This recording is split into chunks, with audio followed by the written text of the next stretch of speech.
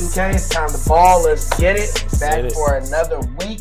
Mitch in the building. Let's go. Benny in the building. We ready to go. Say something, fam. It's great to see y'all. Hope y'all having a good week. Yes, sir.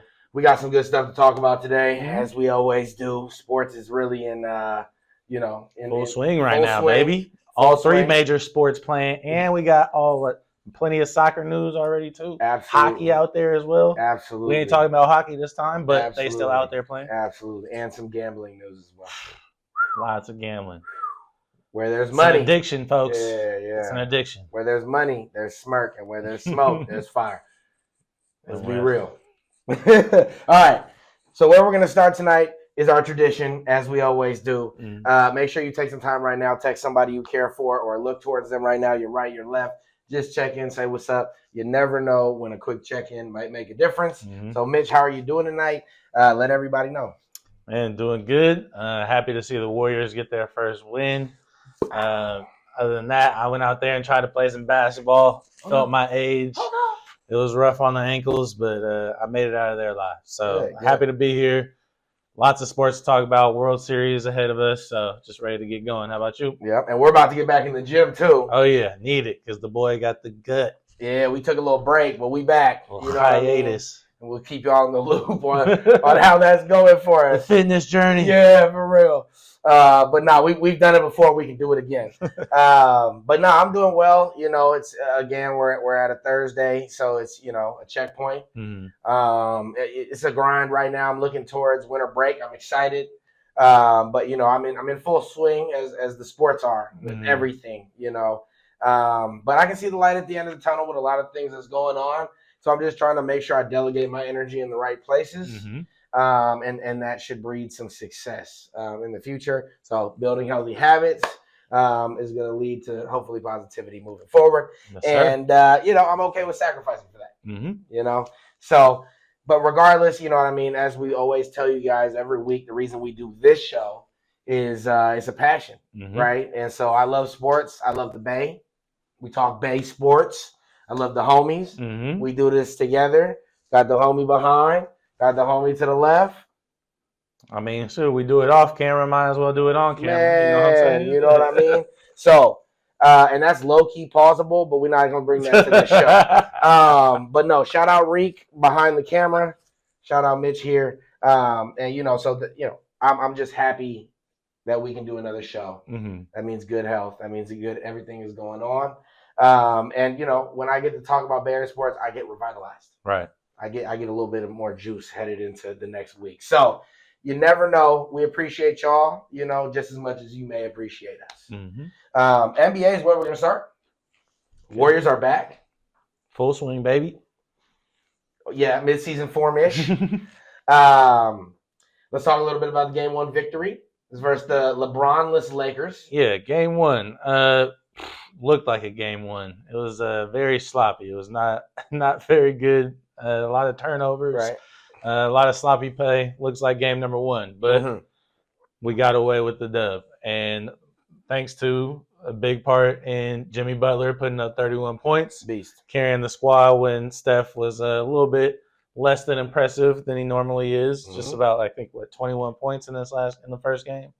So it's nice to see Jimmy out there showing what he had before and not just putting up 15 points with 3 rebounds, 4 assists. No, Jimmy can still get buckets. So I'm happy to see him come around. Happy to see JK come into the team in this year looking like a guy who's fully bought in. Hey, I'm going to do a little bit of everything and make sure to hit these threes. So 17, 9, and 6? Yes, I'm definitely trying to see that every time, especially those rebounds. Keep getting the boards. Keep just being the person who can do a little bit of everything. And when it comes down to you getting kicked out the ball, drain them threes all day. But what do you think of the first game? Very similar to you. I mean, that first half especially was sloppy.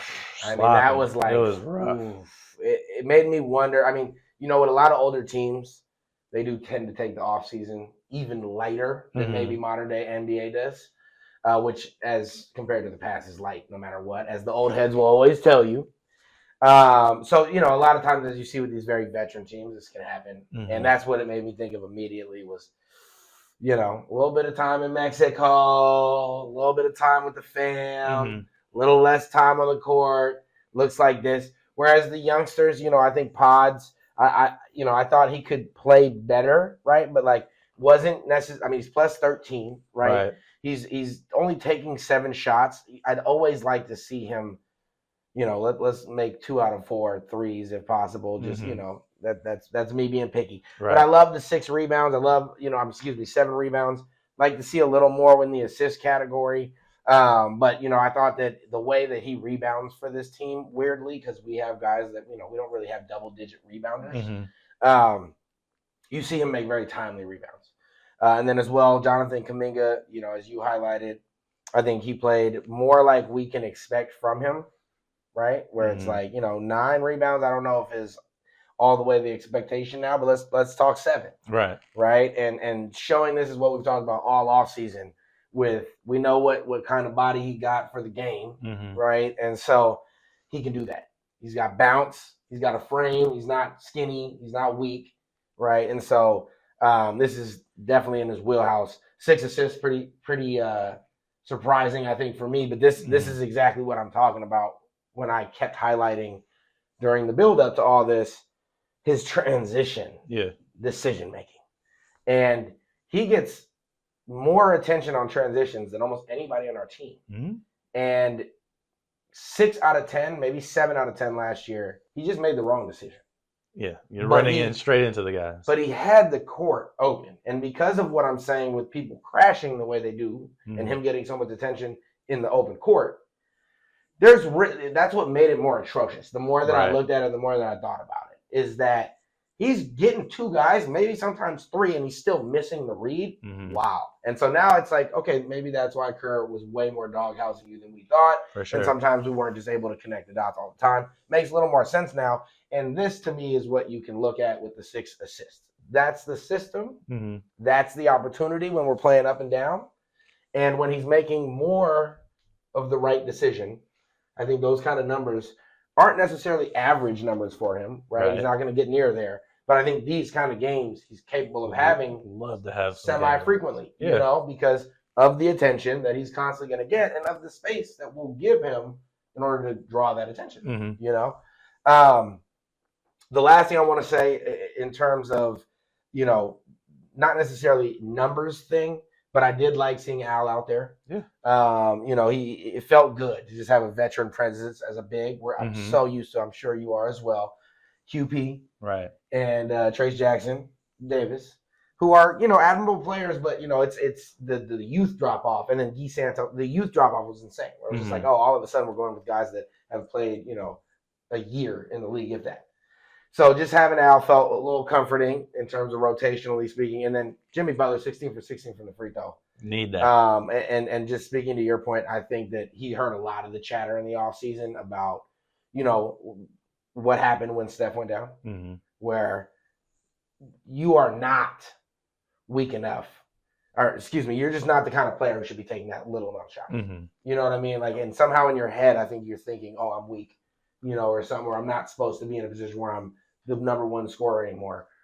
D-Wade, multiple people have really chewed him out this offseason of like, Jimmy, you're a dog. You always have been. And I think calling him out more for his mental state than anything else of like, we think Jimmy gives up. I feel that. And so who knows if this is the push or whatever showing in game 1, but it's funny how quickly, and he seems to be that kind of player where he'll respond that quickly in terms of trying to make a statement immediately the first chance he gets, an opportunity to control the narrative. For sure. I had a little bit of issues, just like what we were talking about before, is just the turnovers. We had 18 turnovers, and we won by 10 points. I think LeBron covers 10 points. So having said that, I think we need to still be playing better than what we showed. Again, it's just game 1, but we can see with all these turnovers, we can't beat quality teams by making this many turnovers, this many mistakes. And so I need to see an improvement in that, which I'm sure we will see. But guys like Pajemski can't have turnovers. Draymond can't have 4 turnovers. Al can't have 2. You know, other people have 1 or 2, but they come at terrible times. So I think we need to improve on that because we have such a small team at the end of the day that we even saw in this game. There was plenty of times where the Lakers got multiple chances just because they were a bigger team. So if we are given multiple chances, not only on turnovers but with rebounds as well, it's just that leads to such a big difference in point differential when it comes down to close games. So was still worried about that, knowing that the Lakers didn't have LeBron and they looked pretty cheeks without LeBron on that team as a whole, in my opinion. I mean, friggin' who was DeAndre Ayton shot 7 shots, and I don't think there was anybody who was like within 6 inches of his height around it. Like he was getting Gary Payton on him sometimes, and it's like if that guy can't do nothing at 7'2" or whatever, it's just come on, man. And even Shaq called him out after the game saying, hey, bro, the Lakers are going to need more from you if they're going to do anything this season. So happy to get the win, definitely. Steph could definitely have a better game. It wasn't terrible, but up to his standards, usually is a little bit more exciting than that. Yeah. No, I definitely agree. I think the majority of the season will be the turnover battle. Like, luckily, they had more turnovers than we did. Right.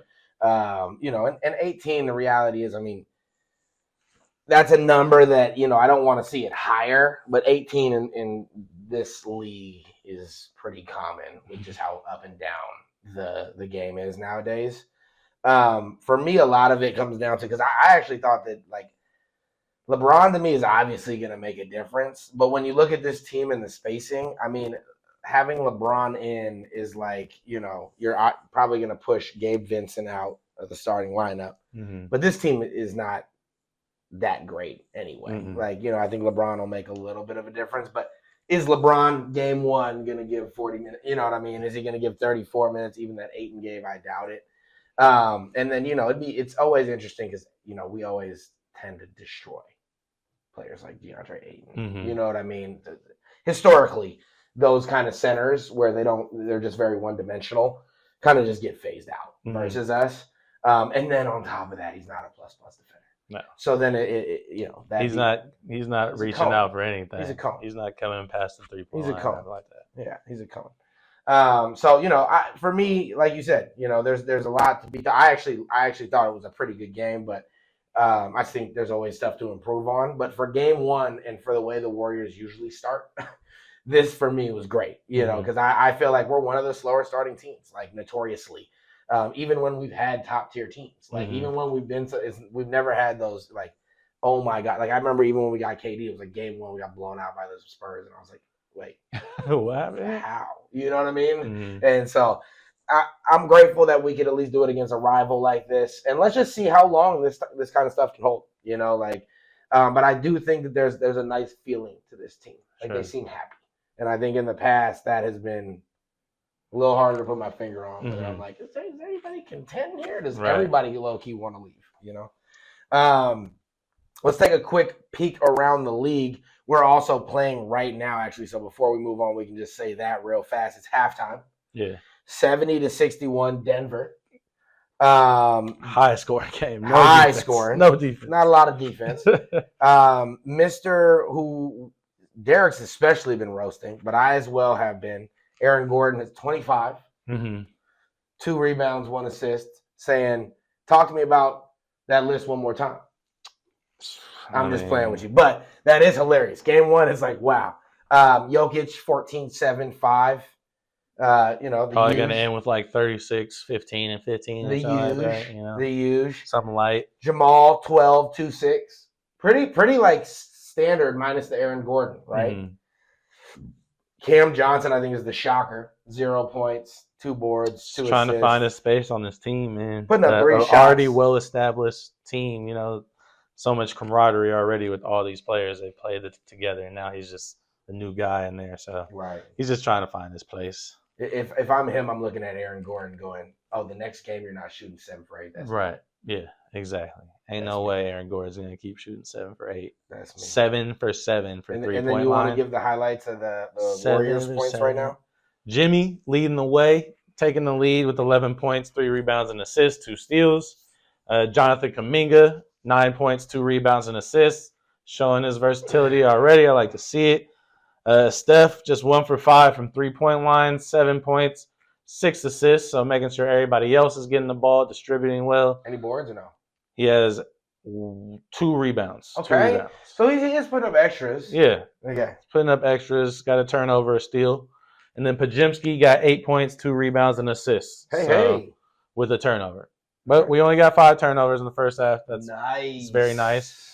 It just seems like there's a nice free-flowing offense right now. Buddy Hield 3 of 8 from the field goal, 7 points, 1 assist, 1 steal. And Al Horford, 7 points so far. Mm-hmm. So everybody contributing. Seems like everybody's just taking some free open shots out there, yep. And nobody's really missing. So seems like somebody needs to get a hand and a face out there. But it's looking good so far. I can't be mad. Playing the Nuggets, they always seem to be a team with somebody like Jokic who kind of like can run away with the game after a while. You know, you especially see guys like Aaron Gordon getting 25 points. What that means to me by not being able to watch the game right now, Jokic has 14 points with 5 assists. Sounds like Jokic is getting the ball. We're collapsing on the Jokic. Oh, Aaron Gordon, we'll leave him alone to take that shot. He just so happens to be 7 for 7 from 3-point line today. So once that stops in the second half, you see things going better for us because we haven't been doing bad. We just haven't been able to stop the other players from producing this time right now. Right.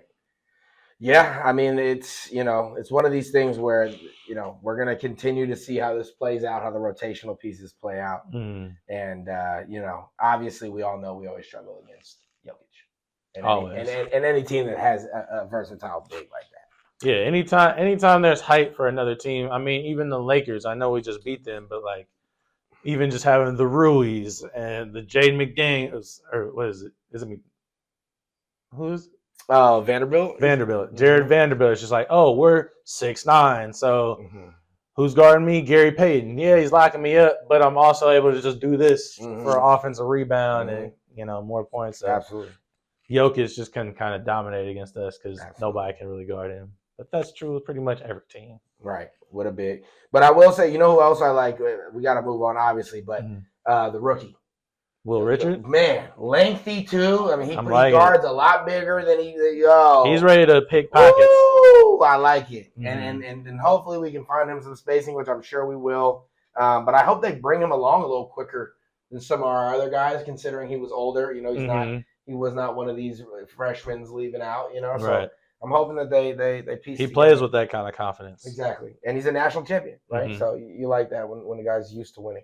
Let's take a quick look around the league real fast. You want to pick something to highlight? Obviously, most teams have only played 1 game so far.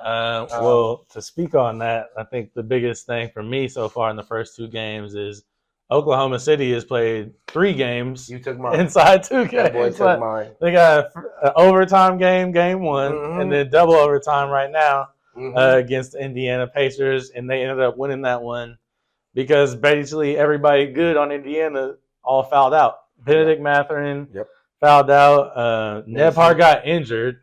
Naismith fouled out. So, I mean, gone. Everybody was gone. They had all rookies pretty much in the game towards the end. So that's my biggest thing so far is like, man, 3 overtimes already in the first 2 games. First time that's ever happened in the league. I know Shea and them boys is tired. So hopefully they get a few days off because they need it. Right. Didn't they go game 7 with the finals, right? They went all games. Yeah, so they've just played every game that's possible. You could see Shea he was ready to be done. Yeah, he's hot. You might see some of these guys take a little breather after this. Like, yo, coach. Hey, I'll take 25 next game. We'll take a loss. You know what I mean? Well, that was a great highlight, obviously, and first in league history. So anytime that happens, it's got to be highlighted. I'm gonna go ahead and shift towards the alien.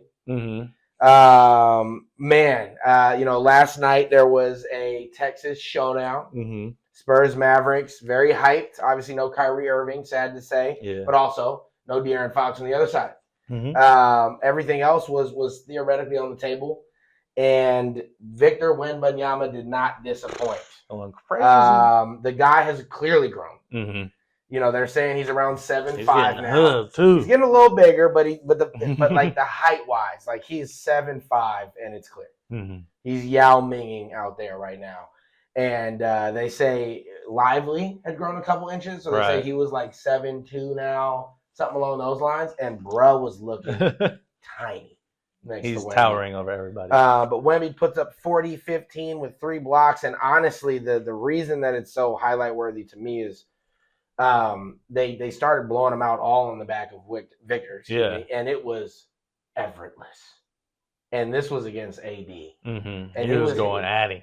He was hitting a couple things versus AD where I could see AD had never seen it before. Mm-hmm. So he just didn't think it was possible. So he was taking angles where he's just like, and there's no way you'll be able to reach the hoop. And it was like, nah, I'm dunking that. And all I could think about when I was watching that game was Kevin Durant saying, I'm just glad that I'll be retired by the time he's really hitting stride. For real. And me just being like, in the moment when he said it, like, I mean, that sounds like there's fear attached to that. Like, bro, relax. And watching that game made me really understand. Like, and especially since Cooper Kupp was out there as well. I mean, Cooper Flag. Thank you, God. Cooper Kupp. All these Coopers, man. Glad I just caught it quick enough, But, the fact that he was out there as well, and I think he's going to be great. Right? Yeah. Don't take anything away from him. Solid. But to just feel the, like, cosmic difference in, like, I mean, Victor Wembanyama arguably is going to just do things that we've never seen from now on. Nobody's trying to go to the hole at all. No. Like, there's no going to the basket when he's down there. And I just think, did you see how many made-up assists he gave Castle? Mm-hmm. That's not even a great pass, bro. That's just Castle, my boy. I love Castle. No, Castle's a dog. I mean, Castle, I think, is going to be a star in this league. It's just, can you imagine? That's like throwing the Megatron. Mm-hmm. And the amount of times where it was like, I mean, this is over here, but don't worry about it. I'm going to just bring it over here. Yeah. It was just like, all right, that's not going to work anywhere else. And I'm glad you feel like you're really doing your thing.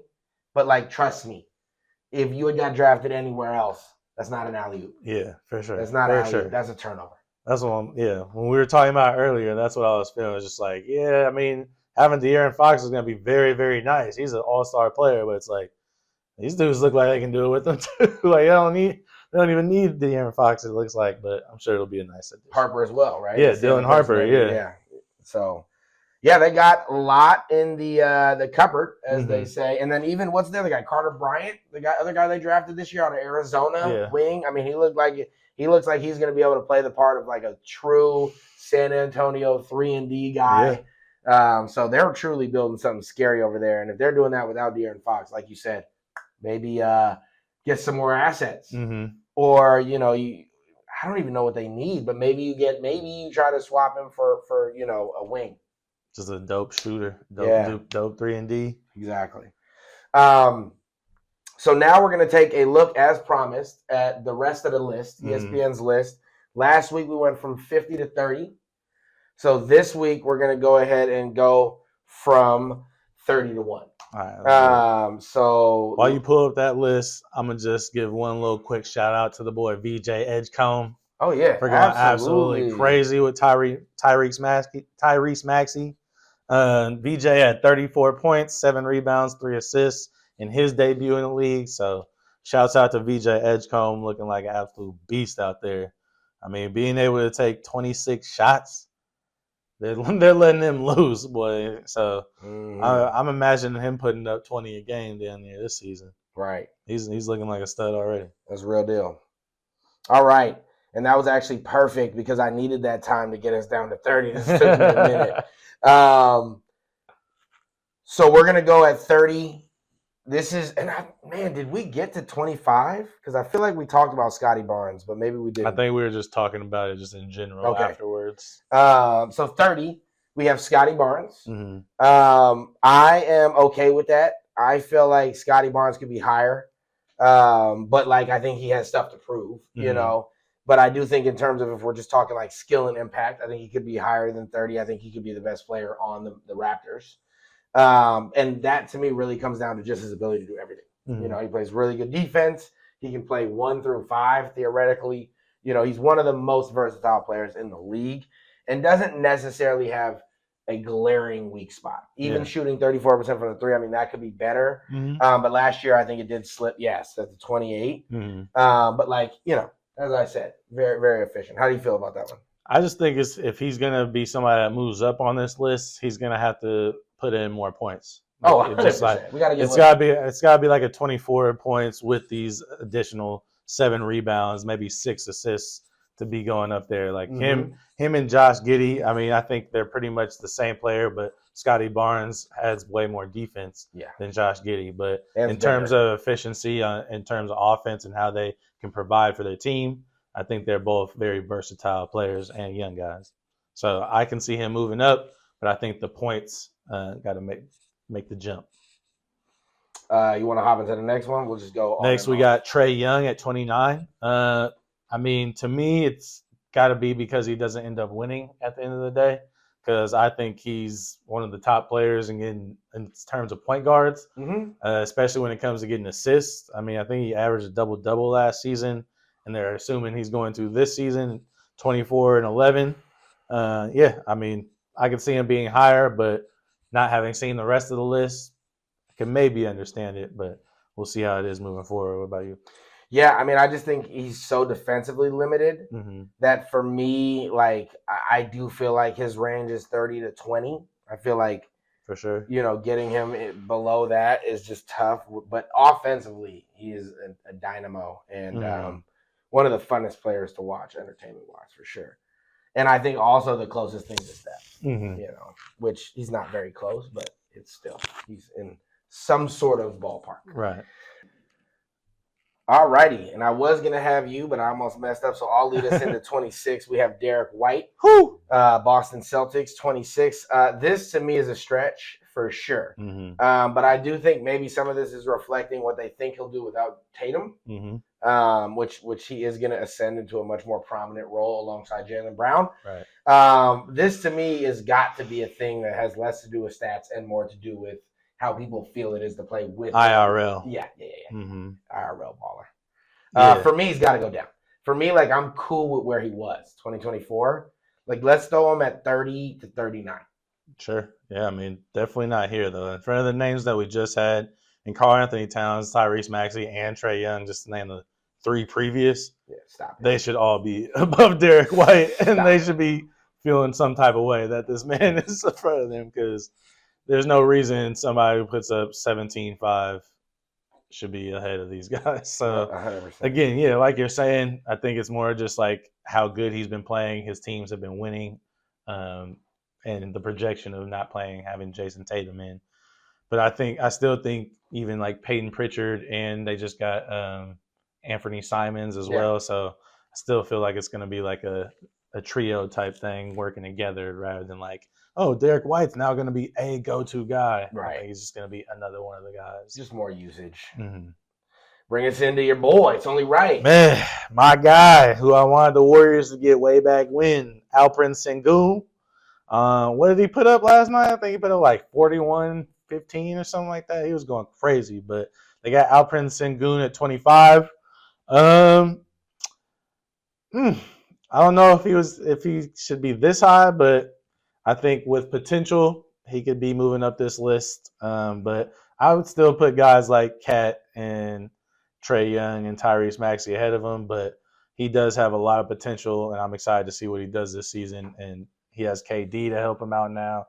Another year with him in Thompson. So I think the sky's the limit for him. I just think 25 as of right now is like a little bit premature. Yeah. I just think he does not play much defense, which is really rough in terms of when I get to this level of like top 25, I'm like, we need two-way production. I think he's phenomenal in terms of obviously potential, but I do think this is more of a potential thing. Even when you look at his numbers, it's like 19-6, 10-5, and 5, which is dope. But like when we're talking top 25 in the league, again, I think you said it about Scotty Barnes. Right. I'm going to need you to be putting up 25. You know what I mean? And then give me the rest. And I'll still take the rest. But with Sengun, you'd like to see, can we get 11 something? Like 10-5 even seems a little bit light, even though they do play a lot of double bigs. Also interesting to think that, it was the Thunder who originally drafted him. And it's crazy to think, him and who's next on the list would be on the same team. And I think they could play together, theoretically. Yeah. So next on the list, but for me, again, I'm with you on the bumping down for a bit. And they're definitely as well. He's not getting drafted higher in fantasy. Right. Carl D. Towns and Trae Young and definitely guys like not. that. Yeah. Let's be clear. Next, we have Chet Holmgren, number 24, a.k.a. the modern-day Abraham Lincoln. This is all the way wrong, boy. This, to me, speaks a lot to the fact that I think that, he has Defensive Player of the Year potential. And one of the better defensive players in the league, and then versatility with his numbers, like the metrics. He for a big, for a 7-footer, he doesn't shoot anything bad. There's just nothing bad about his game on paper. But you look at his numbers, and again, this is just a numbers thing. Where 17 points, 8.9 rebounds. I don't care if it's 2.5 blocks, which is really amazing and very special. And I'm not saying it's not valuable, but not enough. Right. Not enough. And he's the third fiddle on his team. And I know that they won a championship, but you can't tell me that they have, in my opinion, that they have 3 top 10 players. I mean, 3 top 25 players. I'm sorry. Yeah, I mean, I'm just not a huge fan of Chet the way he's coming to the league. I mean, he was hyped as somebody who could be like a unicorn, somebody like, oh my goodness, he's going to jump off the page just like Vic is doing. But he hasn't really shown that. He's shown that he can be an injury-prone big man, like small big man. And again, the stats aren't crazy. I mean, look at Kevin Love when he first came into the league. I know they're two completely kind of different players, but it's in terms of stats, seems like Kevin Love came in trying to impose his will, where it's Chet, that's what you should be doing, but I have Shea, so I'm cool. I don't have to be the number one, okay. And really, I mean, he's still very young, has a lot of improving to do, but I just haven't been impressed with him so far, and it seems like he's going to be more of I'm a coast on this rather than let me strive to be one of the best players. But who knows? Right, absolutely. You want to bring us into the next? Yeah, next we got James Harden at 23. I mean, I know based off his past, he's definitely one of the top guys, but I think he's slowing down. I think he's slowing down. I think he's kind of lost his excitement to play the game anymore. So I don't see him being a top 23 guy. I think he has the talent to be a top player in the league, but I don't know if the drive is there anymore, personally. Yeah. No, I mean, I think this is too high. I mean, I think that a lot of this is based on him having a revolutionary year last year, and a lot of that was Kawhi not being ready and everybody being well, the Clippers are cooked. And then James Harden being no, it's actually how I like to play. Yeah. Now it's just about me again. Let's go. This is actually what I am the system now. And he did, I mean, he killed it. I remember playing him in fantasy and it's just don't tell me. This is the old James. He's not giving up the 40s with the extras, but the extras were there. Still there. Dude, you're having 17 assist games still? What is going on? And he just seems like a guy when he's engaged, like you said, has that potential, but I'm just not comfortable putting him up there anymore day in and day out. Next we have at Deuce Pascal Siakam. This one is very interesting because I think if Tyrese Halliburton was there, I'd say no. But with what he has the capability of showing this year, I think he has a talent to where he could make this a reality in terms of statistically. Yeah. I think the usage is going to be crazy. Yeah. I think for me, he's one of the most up for debate players on this list, where I see people who do not value him at all. And then I see some people that look at him as a player that can be top 20. Right. And we see that a lot too in fantasy drafts. Right. There are some times where he's looked at as I think in the beginning of draft season this year, he was looked at as a guy who was going to be a top 20 dog, And so I feel like people were able to draft him as an absolute steal. Yeah. 4th or 5th round. He was just big drop in terms of ADP and everything where he's supposed to be. Yeah. And I was just sitting there thinking, am I missing something? Is there an injury that I'm not seeing? Is there Tyrese news that just is groundbreaking? He's coming back. I was just what? So anyway, I'm gonna just say my heart tells me he's too high. But I'm not gonna bet against him. My brain is saying it could happen. All right, take us into 21. Yeah, 21. We got our boy Bam Adebayo out of Miami. I mean, this seems kind of right. He never really shows it too much statistically. It doesn't pop out at you. Isn't that crazy? But he is definitely a very solid player all around. I see how his girl able to step her game up even more. Yep. I think he's going to step his game up. Asia Wilson's going to get him to step his game up this season. Right. He's getting some motivation from a 4-time MVP? Right. So I think Asia's going to kick him into gear. Champ, right? Yeah, 3-time champ. So I think he's got a little bit of extra motivation to be a guy again. Tyler Hero is going to be out for the beginning of the season, so I think he could. I think he could really show out. And like you were talking about earlier, any person that's going to be up here in these rankings, they got to play both sides of the ball, and that's definitely something Bam does. Yeah, I think it's a little high. Like I think, but for me, I'm right there with you. Where again, weirdly, him and Siakam are these guys that I feel like are very scrutinized. Mm-hmm. And if you really just look at it and listen to other players, I think that's where my decision has swayed to where I'm agreeing with you. Is like I've heard a lot of bless you. I've heard a lot of conversation about Bam Adebayo in terms of his guarding ability and his one-on-one ability. You know, one, he's the only guy that ever beat Michael Beasley. Yeah. That's got to count for something. I mean, that's real deal. I mean, we're talking the league hasn't beat Michael Beasley, and he's the only guy that he'll defer to him. I'm just like, man, Bam is bad. That's a bad man, you know. And then secondarily, I've heard about the way he can guard 1 through 5. Locked up Steph. But there's a lot of stories across the league of him switching out and it being the hardest big that has switched on to some of these real ball handling guards. So I'm with you on that, and I don't need to go any farther. Number 20, we have Kawhi Leonard. Good old Uncle Time, Father Time himself. I'm just playing. He's not that old, but he feels that way due to his knees and sitting out all the time. Again, for me, this is like, do we want to talk talent or what I think of him? I think he can be a top 20 player. Would I ever bet on it in terms of what he's going to give all year? No. Statistically, I don't even think it shows up anymore on paper, but I do think he is one of those guys, as we're talking about ascending into this true top tier of the list, who, when he's out there, is going to absolutely play both ways. One of the better perimeter, defenders that we have in the league, no matter what, and is just super efficient offensively. So I say all that to say, I would want to see him lower the way I've seen some of these other players treated. But I, as a Warriors fan, have witnessed over his career how good this dude is. And I know that skill-wise, he's top 20. Yeah, I mean, it's really just based off where you're going to get that game. Is he going to be able to show up? Right. Not getting too many impressive games that are going, like you're saying, just saying with James Harden. Oh, he's not going to always put up the 45s, but he's always capable of it. Out of nowhere, like he might not have done nothing for the last 3 games, where they might have just been, oh, he had 21, 7, and 4. And then all of a sudden when they need it, it's like, oh, this is the game. All right, I have 36, 12, and 6. It's like, oh, okay, there you are. Okay, you can still do it. So it's still to be seen this season, but because both James Harden and him are getting up in age, but he's definitely has that potential to get there. Number 19, we got Jaylen Brown, Cal Bear alum. I think he's somebody who definitely belongs up here in the top 20. Plays offense and defense, can put up 25 points a game.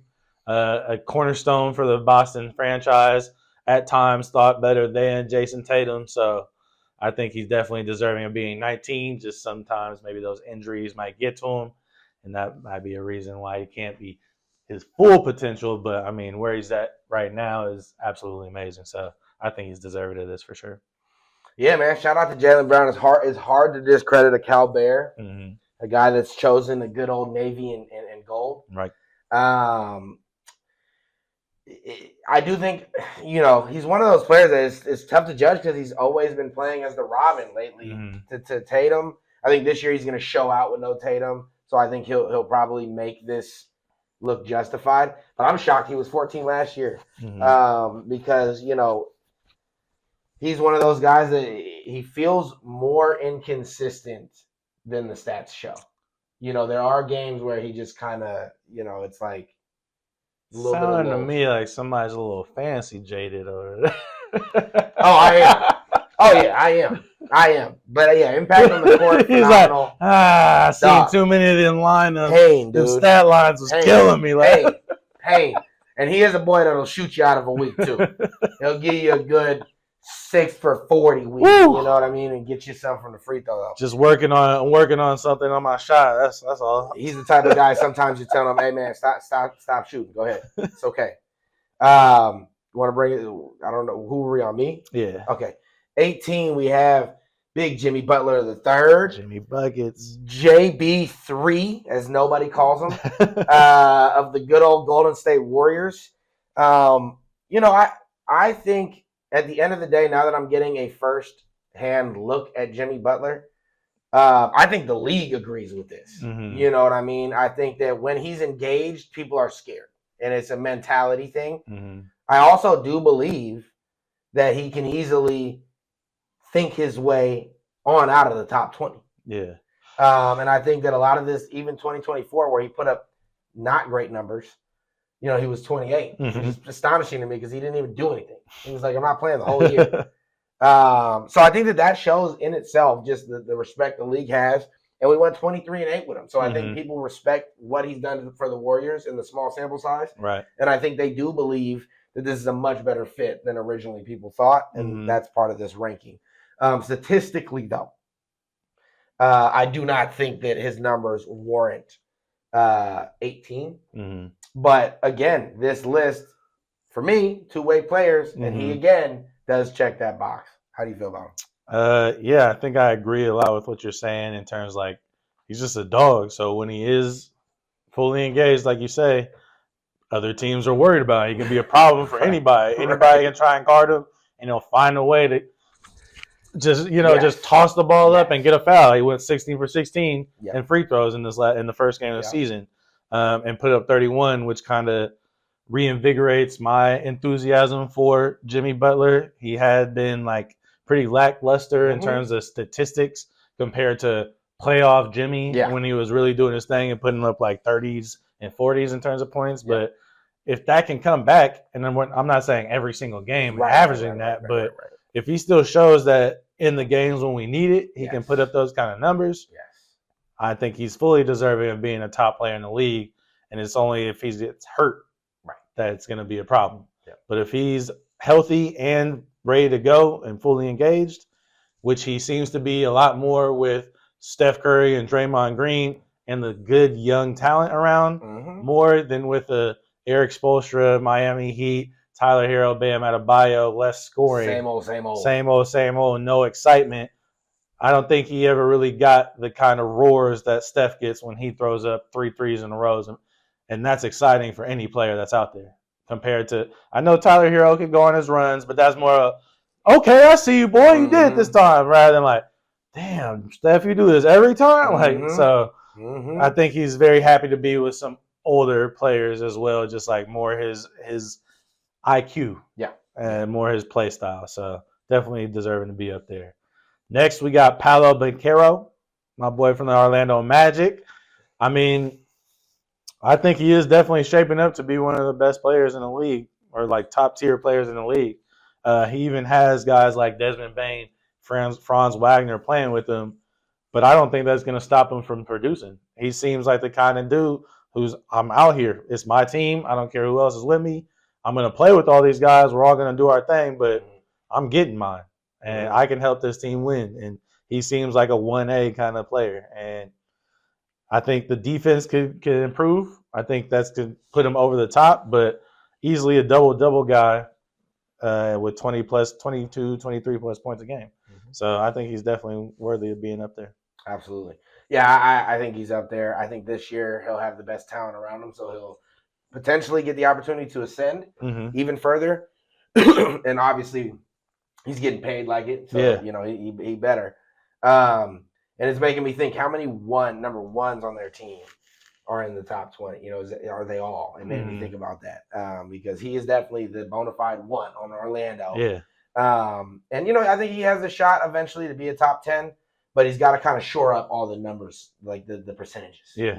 For sure. But skill wise, I think it's crazy how well that worked out for them in that draft with Chet and Jabari. Right. Yeah. I think a lot of people were like, really? And it's like, nah, We did that. Yeah, he's definitely paying out. All those injury scares and like he was cramping up a lot in college. And they were worried about his defense. Right. He seems to be like, no, I'm willing to work and get better at my game. I'm not just living off the hype. Yep. At 16, we have Devin Booker. I haven't seen the rest of this list. To me, Devin Booker definitely is here. And he could be higher. I mean, he's one of these guys to me that is he's gotten to a point where he's definitely usable defensively. Mm-hmm. He's not going to ever make an all-defensive team, but he's definitely not getting picked on. Right. And then offensively, I mean, he's Klay Thompson on steroids. Bucket. You know, just 28, 4, and 7. Bucket. Just to do it all. I think he can be top 10. Yeah. But for the sake of this list, and I haven't seen the rest, I'll leave it there. I think it could be higher. Having seen a little bit of the list, like the first couple people that are in front of him, mm-hmm. he could definitely be much higher than this. Mm-hmm. I'd probably, like you're saying, like 10, 11 range. And just to see that he can get 7 assists a game is like, man, you were a shooting guard, straight up shooting guard, and you could 28. And you can get 28. So with KD, bona fide baller. Devin Booker is a bucket, 100%. Next up, we got Mitch, Donovan Mitchell, the boy. 100%. I mean, his name is Mitch. He'll be in the top 10, honestly, but no bias. I think he's a stat stuffer. I don't know if he's necessarily a winner at all turns. I know he's done his thing, but I think that's going to be what's going to determine where he ends up in his legacy of everything, because he puts up a lot of numbers, but there's definitely times where he can be a little bit unimpressive to me. Absolutely. Compared to the other guys who are up here in the top 10, 15. But on any given day, he could be the best player on the court. I mean, he's amazingly talented. There's just lulls that I see, kind of like how you're talking about with Jaylen Brown in terms of shooting percentages. Mm-hmm. I think he sometimes can get lost in the shot and sometimes give you a 7 for 25 game. And it's like, yo, bro, you probably could have took it easy. You got Darius Garland over there. Right. You got Jared Allen over there. You got Evan Mobley over there. So I think sometimes he can get wrapped up in taking and doing too much, and that's to me, his only kind of downfall. And defensively, he's not the biggest guy in the world to give you a lot of help on the defense side. Yeah, but definitely a top guy. Yeah, I agree. I mean, I think this is fine for him on the list. I mean, I think definitely Devin could be higher if he's there. And I think he is very similar to Jaylen Brown, weirdly, in terms of, like, obviously not the same player, but like how they feel and what they put up is kind of similar there, especially efficiency wise. But I'm good with it. I think he's, this signature stat I think is actually worthy. Not a lot of these are, but Mitchell's the first guard since Allen Iverson to average 20 plus points per game in the first 8 seasons. And Donovan Mitchell might be the smallest guy on this list. Yeah, straight up. Other than one other guy that I believe we haven't seen who has to be on here, but he's small. He's small. So next we're going to jump down to number 14, Anthony Davis. I'm good with it. I think this is an injury case, right? Is he going to stay healthy? Every time he's out there, he puts up all world numbers. It was crazy to see him get dominated by Wemby. But who's to know how fresh he is, in terms of he was, again, coming off of a spurt where he wasn't playing. But one of the best offensive and defensive players the league has to offer. Yeah. And when he's right, truly just amazing to watch. So I'm good with it. Haven't seen the people who are in front of him right now. I think he could be higher on this list for sure. But yeah, like, I have nothing different to say. He's a top player in the league. He can give you a 20-20 and 7 game with 3 blocks. So he can definitely do it all. Stat stuffer champion. And just to go with what I'm talking about, at 13 we have Evan Mobley. Evan Mobley, I think maybe in 3 years from now could be a top 10 player. But 13 to me at this point is a little high. I know he was Defensive Player of the Year. And I think has something to do with why he's so high right now. And he could definitely take the next step this season. But in terms of what he's done so far, besides the DPOY, I think he's a little bit too high on the list compared to some of the names that we have behind him. Yeah, I mean, he's too high, and definitely I would have said different if I had seen him being the next with Anthony Davis.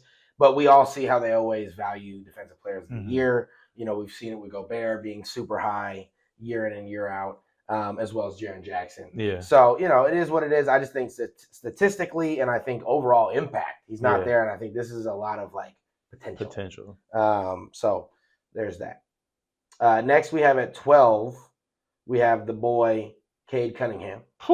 I'm good with this. Again, I'm not seeing the rest of these lists, but a guy that started off slow and is sure turned things around, made people really understand I was the number one pick. And those who thought about Jalen Green in any way, shape, or form being like that, you are wrong. What an idiot.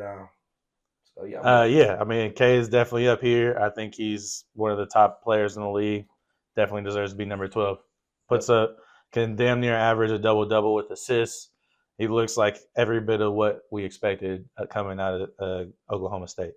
If you can turn Detroit into anything. Yeah. I mean, he's just absolutely balling out. Like, usually somebody goes to Detroit and they turn into Jaden Ivey. Yeah, 100%. You know what I'm saying? Like, no offense to Jaden Ivey, because you could definitely have a comeback season this year. But, like, usually you don't produce the way you should or way you're assumed to. But hopefully he can get in less foul trouble. But a guy like Jalen Duren, it's a nice little duo to have in there. And Asar Thompson. Hopefully.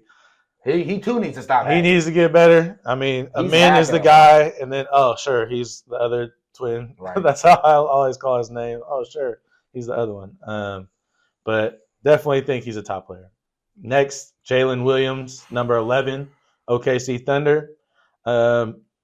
Sure. I mean, you're a Robin on your team, but I think there's definitely another one that's on potential because I know he did good and he has some good stats, but it's very premature, in my opinion, to put him this high on the list. AD, in my opinion, is a lot better than Jalen Williams, just to put one name next to him.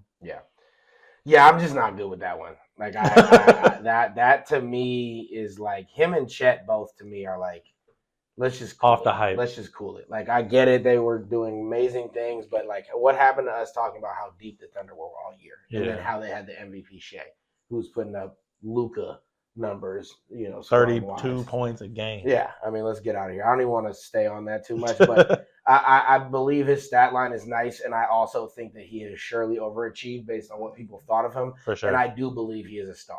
When we're talking about touching the top 10 in the NBA, nobody's saying Jalen Williams. You got to be kidding me. Sorry. You got to be kidding me. And nobody's drafting him fantasy-wise there either. No. All right, on to number 10. We have Jalen Brunson. This is the guy who I was thinking of in my head who we hadn't seen yet, who I was like, there is one dude who's shorter than me, Mitch. I'm good with this. Again, if you can do anything in certain demographics of ball, I'm with it. And New York is one of those where it's like that is just a tarnished hoop culture right now. So much pressure. And he has stepped up to it and been everything and more, especially when it was like such a crazy move in the first place. They're like, wow, you're putting it on a backup? Right. It's crazy. And he is a movie in terms of how this has turned out and how he plays. Yeah. So I'm good with that. Yeah, I like Jalen Brunson. think he's definitely a top guard. Like I was just saying, he's a dog out there, and he improves every team he's on. He's a team player. Took a pay cut and everything just to get his guys. So I think he's somebody who not only contributes to his other guys, but can put up crazy numbers himself. Next, we got number 9, Kevin Durant. I mean, at this point, we're just nitpicking because I think the top 9, all these guys deserve to be here.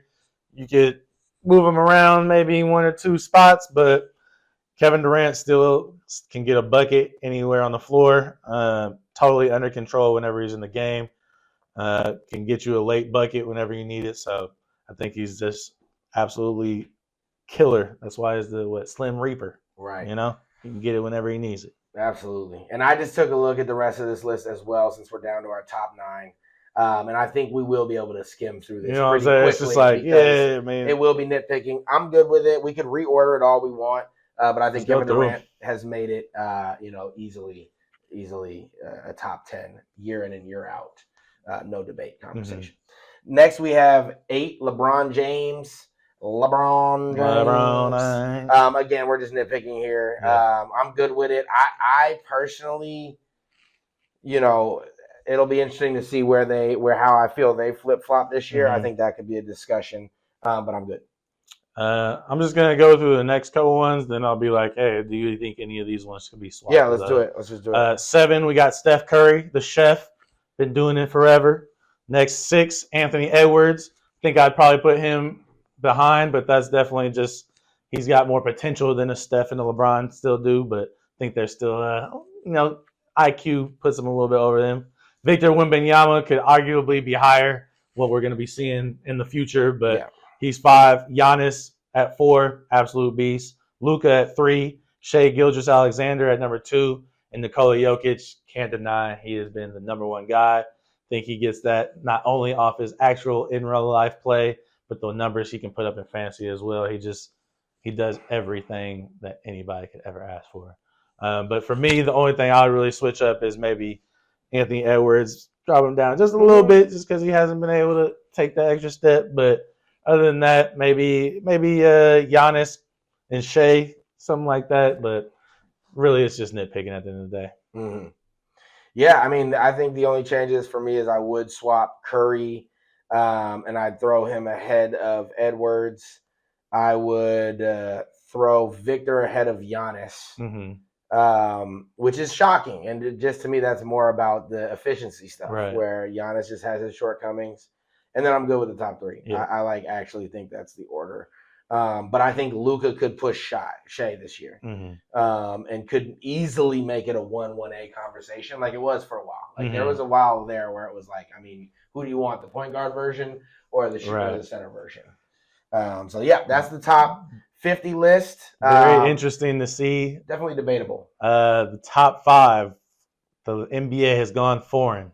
Top 5 players are all foreign-born players. Yeah, yeah. And the other people in the top 5 are mainly the old guys from America, with Ant Edwards and Jalen Brunson being the only younger guys on the team or on the squad. Absolutely. And for the sake of time, just because we are aware, we're going to kind of push through some of these next things. And then when we get to the NFL, we will keep our Week 8 preview probably just to ourselves. And in the chat, you guys, or in the comments, you guys can put your predictions for what ends up happening. If we do have, I mean, if we need a little bit of time, I can be very short talking about the Raiders. So if you want to give anything to the Niners, if you have some shit you want to get out of your chest, for sure, I'll be very short with the Raiders. Yeah. All good, all good. We'll dive into it now. Obviously, the betting scandal has been there. We're not going to give as much detail as we will once it starts coming out. Obviously, this is just broke today. Chauncey Billups, Terry Rozier, and Damon Jones are all being looked at. They've been arrested. They're being looked at for federal charges in regards to betting and the gambling world as a whole. And then the Damon Jones news has brought in LeBron's name, which is pretty crazy. It's not saying LeBron has anything to do with it, but they're saying the information was about LeBron. And then I think the Terry Rozier Damon stuff was on the betting, and then I think the Chauncey Billups stuff was on some kind of poker ring with the mafia, like Casa Nostra. You know what I'm saying? The Gilbert Arenas thing. Yeah, it has some things going on. So it's many different facets to this, and like you said, we'll go into it in more detail moving forward because there's still so much information that needs to even be put out there. Absolutely. And the real question is who's next. I mean, I've been saying this forever. Ever since the Jonte Porter or whatever, that this is only the beginning. This is everywhere. Right. And so we'll the crazy thing is we're going to be seeing names pop up from now on, I think. And it may end betting in total in the long run. Who knows? On to the NFL quickly. Like we said, we'll hand it off to the Raiders to just discuss what's going on and what's, the looking outlook. So we usually play the Kansas City Chiefs pretty well, right? You would say that too as an outside observer. Reek, you would say that as well. Usually pretty good games. 31-0 was the end of this game. Raiders did not show up. They decided to send everybody back to the bus early, put our practice team out there, and got thoroughly whooped. I think Patrick Mahomes had 5 drives to start the game. Scored every one, got out of there by the end of the third quarter, said, hey, back up. Lackey, handle that for me. Take it over in the 4th. I'm going home. Wasn't even close from the get-go. You don't know the direction that the Raiders are going in. The coaching staff, we thought that it was going to be exceptional. And Chip Kelly, we thought he was going to have some plays for us. We just seen I forget which former player was. I think it was who was the wide receiver that came over from Green Bay? Came over from Green Bay? Yeah, Jones. I don't know, but he's a coach for us now. But he said Chip Kelly came into this game without Brock Bowers and without Jacoby Myers. James Jones? James Jones, yeah. Came in with a game plan, a script of the first 15 plays. 13 of them were passing plays. Look, man, we have Ashton Genty, and then you don't even know our wide receivers' names. Why would you even think of throwing 13 of the first 15 plays? Our line is awful. Get some runs. Get them into the trenches. Get them dirty and wanting to push on somebody. But I mean, clearly there's something going on with the offense where they're not seeing how the personnel that we have and applying the plays that will make them successful. So overall, there's really no direction. We might get teams like the Jacksonville Jags that we play this next coming week that might just give us one because you never know with those teams. But that's really all we're beating. Any team that has any kind of sense of stability is beating us. That's just what it is. The fact that we even have 2 wins right now is just like, wow, in my opinion. Honestly, you expected to get some wins this year with who we brought in, changes we made, but we beat the Patriots before they started figuring it out with Drake May, and then we beat the Titans with their trash-ass team. So clearly we don't have anything positive going our way right now, not even our defense. Max Crosby went out last game. So like I said, I'll keep it short. That's really what it is. Raiders looking to lose another one unless the Jags give it to us. So at this point, it's lottery chasing. Oh, yeah, big time. All right, well, if you have a different opinion, go ahead and put that down in the comments. Let us know how you feel about this upcoming game with Jacksonville. Hopefully Geno can get a little bounce back going. Probably not, though. On to the Niners. I feel quite the opposite in terms of just there's just magic going on or something. I have no idea. Every week at this point, I'm predicting, this to be tough sledding. And it's not that it hasn't been, but obviously our best offseason acquisition that I was mentioning a lot was Robert Saleh. Mm-hmm. This guy has changed everything. Defense going crazy. To go ahead and stop the Falcons, who have been hot, to say the least, on both ends of the ball, to make them have 10 points, shut that offense down. Bijan, no yardage. Who are you? Where are you? We don't see you. C-Mac playing out of this world, playing like they've all said Bijan is this year. Right. I'm still the guy, Bijan. Yeah, Sorry. yeah, and then signed his jersey after the game. You're the best in the game, which is damn, that's crazy. And Bijan was a little mad about it. He was like, yeah, we're not doing any best of the game talk after a game. So we're sitting here at a pretty 5-2, tied number 1 in the division with the Rams. But we lost another player. We lost Bryce Huff. It's at this point, I don't even have the energy to continue putting names on this list.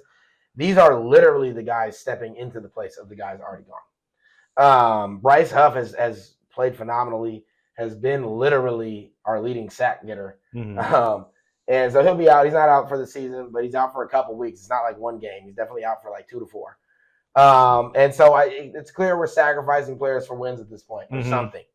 And if that's the case, then, hey, it looks like we got enough players to have a winning season. But by the time we're at the Super Bowl, who will be there if that's the case, if we keep sacrificing? Same old story. I don't need to go into it too much. Mac Jones is showing up. He's really, being a guy that without him, I don't know where we'd be. But obviously this game was specifically about C-Mac. I mean, he just took over, went crazy, and the defense did its thing. And welcome back Malik Mustafa, making some big hits back there. And as I've said week in and week out, our rookies are just continuing to show up. We're playing the Texans, who have a losing record, but somehow are favored against us. The disrespect. I'm just going to continue rolling with it's going to be a tough week. I mean, I thought, on paper we should have had these guys handily, but again, I don't know who's showing up. I don't know who's going to be there. Shout out to Kendrick Bourne. Been an absolute blow him up wide receiver 1, where it's just literally, can you play? But we'll see. I don't want to go into too much because I don't know what to predict. Probably some yards for Mac Jones. And again, if it goes the way it's gone, it'll be a Shanahan performance that is fun to watch. I mean, that's what he's been doing. He's showing what coaching is about, Mm-hmm. and he's absolutely scripting us to victory, which, has been something that has come under scrutiny at times in the past. So I think coaches can take a little bit of can learn a little something from Shanahan in the sense of like, hey, I have a guy named Christian McCaffrey on my team. I should probably just give him the ball the majority of the time. Hey, there's some of these other teams out there. You guys got guys, maybe not Christian McCaffrey, but that's what you're expecting from that kind of guy.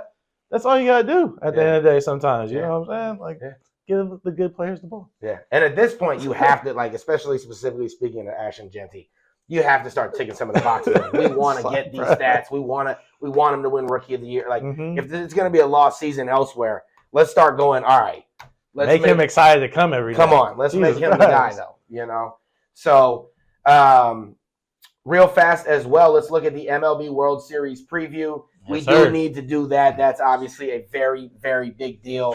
And now the matchup has been set. Man, big matchup. If you guys were paying attention, we called this one. We have the Dodgers facing off against the Toronto Blue Jays. Seattle, the choke artist, dude. Yeah, I mean, Seattle, in all their years with so many great players, have not been able to get to the World Series. Had the lead in the 8th inning in the Game 7, and 3-run bombski for Toronto Blue Jays put them ahead. George Springer absolutely killing it. Dude, he's been so good ever since the Astros. It's crazy. I think he has he's top 5 in most home runs in postseason history. So he's definitely a stud for them. And they're going up against the Dodgers, who seem like the Monstars out there. It's really hard to bet against them. I mean, the guy they got going Game 1, Blake Snell, has been pretty much unhittable in the playoffs. Only good side for the Toronto Blue Jays in that sense is they have Trey Savage, who's a rookie but has been pitching lights out through this whole postseason. So I think that's going to be a great matchup. But as well as the Blue Jays have been hitting themselves, Trey Savage is going to have a bit tougher time against this Dodgers lineup than Blake Snell is going up against that Blue Jays lineup. So it's going to be tough. I mean, I'm seeing the Dodgers taking this one too. I mean, Shohei, absolutely ridiculous. Pitched 6 innings, 10 strikeouts, and hits 3 home runs in the same game.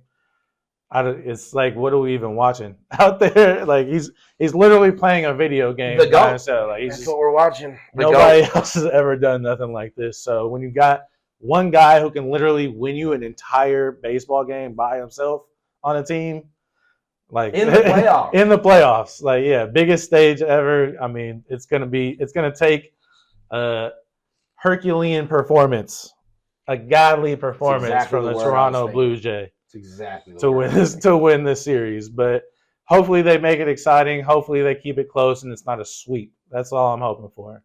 But what is your prediction? My prediction is going to be the Dodgers. I can't go against them. They have too much talent, too many good players, too many guys who have done it before. Great coaching with Dave Roberts. Just everything across the board reads Dodgers to me. Even though the Toronto Blue Jays have had a great season. Yeah. No, I agree. Same thing. It's hard to go against the Dodgers. I mean, that team is $1 billion on paper. You know what I mean? Last news, just from my home team, my dogs, my boys. We have a skipper update. Yeah. Some of the biggest news, making some history. The Giants and Buster Posey decided to go into the college realm to go get a coach. So the new head coach we got is Tony Vitello at the University of Tennessee. Team that just recently won the College World Series. Tony V is taking the Tennessee Vols from a team that nobody really talked about to a perennial powerhouse in the college world. And I think that what Buster Posey is doing is going towards the trend of younger players being moved up a little bit quicker or expecting a little bit more from some of your young high draft picks and trying to get some youth infused with a coach who has the ability to encourage the guys and give them confidence and get them excited to play the game and also have them buy in to a certain kind of style of play. That. And I think that's what Buster Posey is bringing him in to do. Hey, we got a lot of young guys. Even I think you guys, who is it? Drew Gilbert, you guys have? Yeah. I think he's talked about trying to get him to be moved up and be somebody who's going to be clutch for them moving forward. So I just think it's new blood bringing in. I think Buster Posey is kind of like, hey, I don't like doing the norm. Right. I don't want to just bring in another guy who, I mean, I know he wasn't the first choice. They had guys like Kurt Suzuki and some other guys come in and interview for manager. But when it came down to it, I think the vigor and the excitement and just like the ability to be excited about the game and not just be doing the same thing that other coaches have been doing this whole time, bring something new to the table is what really put him over the top and made him go to the Giants. And I think it's going to be a great move. I'm super excited. I think baseball has been needing to bring up their younger players just to see what they got. I mean, you're just wasting guys in AAA and in the minors, man. Dude. Like, I understand you guys need to fill out those teams too, but hey, get these young. There's no reason for a top draft pick to just not be able to move up. Should be like a year and a half max. Yeah, and I think they're starting to realize that it's like, hey, there's this whole superstition. Oh, you move them up too soon, they don't have success, and then they're down, their psyche's down, and that's a big thing in baseball. But I think getting them acclimated to that kind of pitching is better than leaving them in the minors. To basically you're mainly facing guys who throw 100 and not really have any off-speed pitches that they can throw for strikes. So really you could sit on just fastball in the minors. But once you move up to the pros, all those dudes I have a slider that I'm throwing for strikes. I'm throwing changeups, 2 strike. I can throw anything, any pitch count. So I think it's better to get them exposed to that rather than to hide them from it and then expect them just to figure it out once they get to the league. Give them some time to maybe struggle a little bit and then move forward. So definitely some exciting news to see Tony Vitello get moved up for the Giants. Good luck, Tony V, trendsetter. The Giants trying to make something happen. Let's hope you can bring some fresh blood and shake things up because, the Giants obviously need it in that power-packed NL West where there's no favors there. So anyway, thank y'all for being here with us today. As always, we're going to be back next week, undoubtedly, with a lot more to talk about. So make sure you guys tune in and let us know in the comments if there's anything that you feel like we missed or that we should pick up on next week, and we'll make sure we're up on that. So peace, love, and happiness, and we'll see y'all next week.